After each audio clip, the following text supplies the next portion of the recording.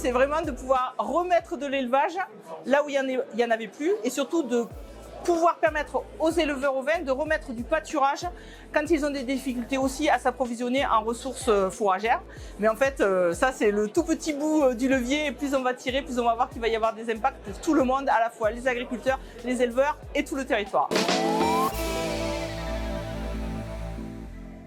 Eh bien parce que c'est une ressource qui est disponible à un moment où malheureusement avec le changement climatique, des stocks dans les granges, il n'y en a plus parce qu'on a déjà tout distribué pendant les périodes estivales. Et donc du coup, il faut trouver une solution pour pouvoir affourager les troupeaux pendant la période hivernale alors que les éleveurs n'ont pas forcément les moyens de s'acheter du foin et peut-être que du foin, il n'y en a déjà plus nulle part. Donc c'est une façon de retrouver de l'autonomie fourragère et puis c'est aussi un moyen de, par exemple, limiter la présence des tracteurs dans les champs en faisant pâturer les animaux.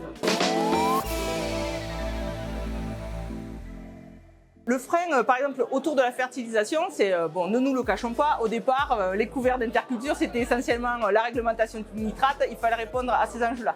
Mais il y a quand même eu beaucoup de travaux qui ont été menés, notamment avec l'outil Merci, autour de qu'est-ce que ça peut faire un couvert végétal sur le sol, sur la restitution en éléments fertilisants. Et donc, Sébastien Minette, qui travaille avec nous dans ce projet, eh bien, dans le cadre du projet Interagis Plus, ce qu'il a fait, c'est que, eh bien, en plus d'avoir des options où je vais couper et tout restituer et couper et exporter, maintenant on va faire valoriser par des animaux qui effectivement, eux, ils vont utiliser ce qui est présent dans l'alimentation, donc dans le couvert végétal, mais ils vont aussi restituer. Et donc ça, pour des agriculteurs qui aujourd'hui se disent je vais implanter des couverts pour faire de l'engrais vert, de se dire ah oui mais si je les fais pâturer je vais tout perdre, donc c'est pas intéressant. Non, c'est leur montrer que c'est pas 1 plus 1 égale moins, c'est 1 plus 1 égale beaucoup plus.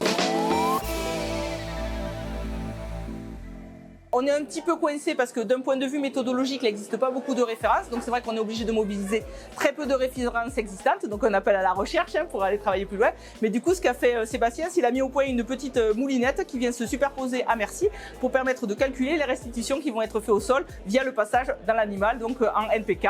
Donc pour dire aux gens, il va rester du couvert directement la partie racinaire et tout ce qui ne sera pas consommé. Et tout ce qui va être consommé par l'animal, effectivement, il y a une partie qui sera exportée pour produire de la viande, pour produire du lait, pour produire de la laine ou quoi ou qu'est-ce, mais qui va aussi permettre d'avoir une restitution de fertilisants via les crottes et les pissas directement dans la parcelle.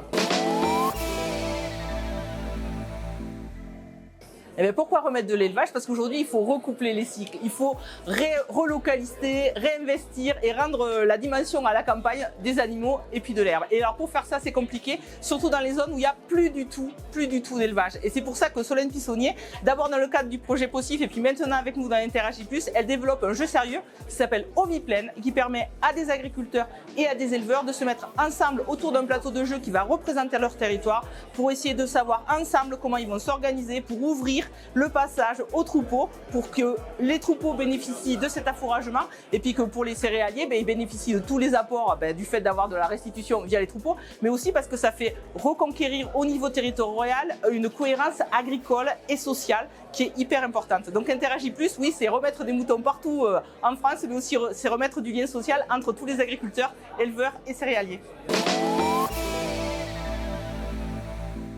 Alors, je pense que ça leur plaît parce que déjà, ça permet de faire plein d'hypothèses sans risque. Et puis, c'est aussi un moyen de se mettre à la place de son partenaire et de se rendre compte que, ah ouais, en fait, la vie d'éleveur ou la vie de céréalier, c'est pas forcément ce que je croyais. Et ça, déjà, c'est très salutaire de remettre les gens autour de la table et de discuter. Et le jeu, c'est un super média pour faire ça.